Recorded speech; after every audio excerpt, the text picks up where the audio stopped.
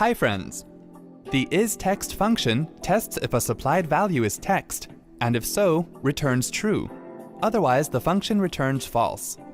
Let's see how the ISTEXT function can be used in Microsoft Excel. Open the desired Excel worksheet. Here, for demo purpose, we are using a worksheet according to the ISTEXT function.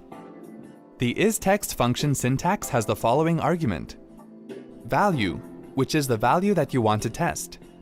Value can be a blank or empty cell, error, logical expression, text, number, reference value, or a name referring to any of these that you want to test. We are also showing you the description of each function we are going to use here.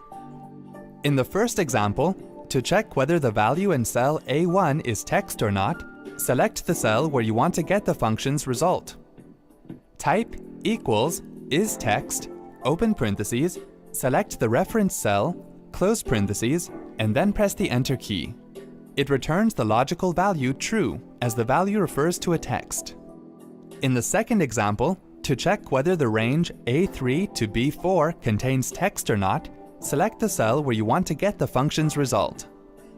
Type equals ISTEXT, open parentheses, select the range of the reference cells, close parentheses, and then press the Enter key.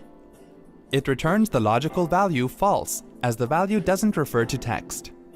In the third example, to check whether the cell B5 contains text or not, such as a blank cell, select the cell where you want to get the function's result. Type equals ISTEXT, open parentheses, select the reference cell, close parentheses, and then press the Enter key. It returns the logical value false, as the value doesn't refer to text. Wasn't that easy? Have a nice day. For more details,